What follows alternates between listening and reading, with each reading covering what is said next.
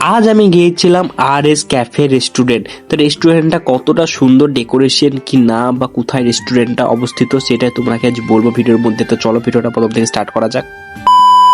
Hey guys, কেমন আছো? আশা করি খুবই ভালো আছো। তো আজকে আমি চলে গিয়েছিলাম একটা ক্যাফে রেস্টুরেন্টে তোমাকে এই সন্ধ্যের দিকে একটা ঠিকানা দেওয়ার জন্য। তো চলো রেস্টুরেন্টটা এমবিএসটা দেখা যাক, খুবই সুন্দর।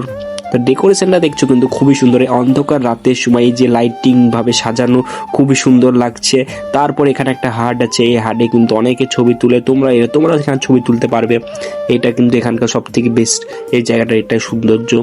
আর যে সৌন্দর্য ছাদের ওপরে যেভাবে ফাঁকা আকাশের নিচে এইভাবে যে লাইটিং গুলো যেভাবে জ্বলছে, এই ডেকোরেশনটা শীতের সময় আরো ভালো লাগছে। আর এই জায়গাটা যেটা দেখছো হাট, এখানে কিন্তু তোমরা ছবি তুলবে। আর এখানটা সিঁড়ি দিয়ে আমি আসছি তোমাদের অভিদিক। তো তারপর আমরা এমবিএসটা আর একটু ভিতর থেকে দেখানো যাক কত সুন্দর। তোমাদের কিরকম লাগলো তোমরা জানাও। তারপর এখানে আমরা দেখছিলাম মেনু কার্ডে কি কি এখানে পাওয়া যায়। তো এখানে তোমরা যেটা ইচ্ছা সেটা অর্ডার করতে পারো। তো আমি ফার্স্টে অর্ডার করেছিলাম একটা কফি, শীতের জন্য কফিটাই আমার কাছে বেস্ট ছিল, তার জন্য আমি একটা কফি অর্ডার করেছিলাম। তোমরা তোমাদের মতো যেটা ইচ্ছা সেটা করবে। তারপর আমরা অর্ডার দিয়েছিলাম মোমো, গরম গরম মোমো আমাদের কাছে চলে এলো। চলো মোমোটা তোমাদেরকে দেখানো যাক কিরকম। তা মোমোটা খুবই সুন্দর লাগছে, ওপরে সাদা চিজ দেওয়া ছিল, তার জন্য আরো স্যুপটাও বেশ ভালোই ছিল। তো চলো তোমাকে রিভিউটা দেওয়া যাক কিরকম। তো আমার কাছে মোমো অল টাইম ফেভারিট, আজও এটাই বলবো, আজও ভালো লাগলো।